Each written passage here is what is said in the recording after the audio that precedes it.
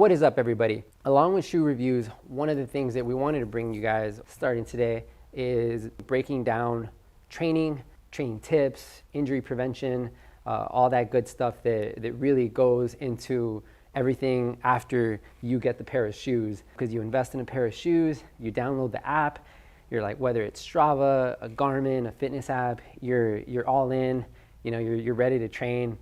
And now what's the next step? That's what we want to cover, and we'll be aiming to do that in future episodes and kind of break down anything that we think is important. Anything that you guys want to know more about, just let us know and we'll be happy to cover it. With me here is Coach Armand, basically a lifetime of running experience, amazing competitive runner, has been a coach for 28 years. One of the things that I've personally been able to benefit from a ton is that I've never had a coach, but I always thought, all right, well, one of the advantages I have is I get to pick the mind of really knowledgeable people that I've been able to be around, like Coach Armand. So we always have cool conversations and break down all these topics.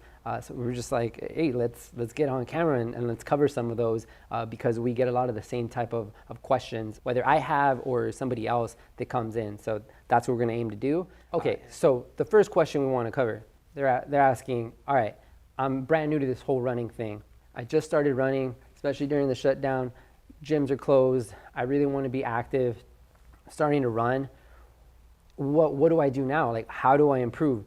What would be the top 3 tips that you think, or maybe even one thing that really stands out when someone asks, okay, I just started running, I'm a beginner. What's the best way that I can improve and become a better runner? I heard this quote a long time ago. It was like, and there's an athlete and all of us, just some of us are training. Yeah. and a lot of us aren't. So when someone takes on that challenge of trying to improve their endurance through running, the biggest tip that I like to give them is just be consistent. It's, our bodies are designed to develop through consistency. The hit it and quit it, the microwave type attitude really doesn't work with our bodies. It creates a lot of injury. It creates a lot of interruption in that consistent pattern. We learned a long time ago that muscle has memory, and because it has memory, it works well being consistent. So there's different components of fitness. There's flexibility. There's speed, endurance, all these different types of things, and there's ways to get to those things. But the most important way, and the most important way that a coach looks at it, is that can we put together or amass a certain amount of work to create a change?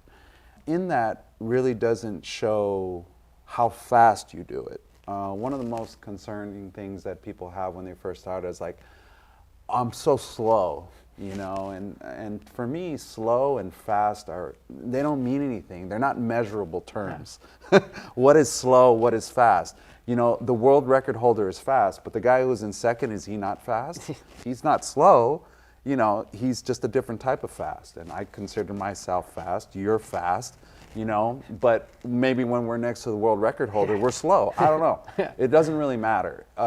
Those terms really don't mean anything to me. What matters is that if you're consistent, you can be faster than you were before. So I would say one of the first tips is to be consistent. Also through that consistency is that you give your body a chance to grow so you can avoid a lot of the interruptions, which is injury or inflammation that can stop you from training. So with that, what do you think is the best way to be consistent, right? Because consistency in theory is one thing, yeah. And being motivated, but should someone kind of try to ramp up gradually? What do you think is a sweet spot for how many days a week they should be running? Is it 3? I saw a lot of training programs that covered 3, but I always felt like, all right, well, if you really want to improve, you got to build it a little bit. So is it run more on those 3 days or run less but more days a week? Like, how do you think, what do you think is the best way to be consistent? That's a great question. There's no rule, really. I mean, when you really look at it, but you have to have a pattern. I think humans do really well in patterns. And so you have to find the pattern that works for you. For beginners, if you're like straight beginner, like you've never even ran before, like maybe you did it in PE, maybe you played when you were a kid, maybe, I don't know. But if you're just really raw, 3 days is good. I think it's good because if you can be consistent on those 3 days, I think you'll get the change that you're looking for. Usually what happens is that as you continue to be consistent, let's just say, and you have a pattern, your body's going to ask for more. It just naturally asks for more, and that's where you should be. You should wait until your body asks for it instead of your mind forcing the body to do something that's not ready. So let's say we do start off 3 days a week. I like more 5 days. I'm more of a 5-day person, but because I ran every day and it was no big deal for me. But I think I can get more out of a person if they commit to 5 than 3. But 3 has always been a good mold because if you take a cycle, right? We always talk about cycles. Cycles could be anything. They can be macro, they can be micro, whatever it is.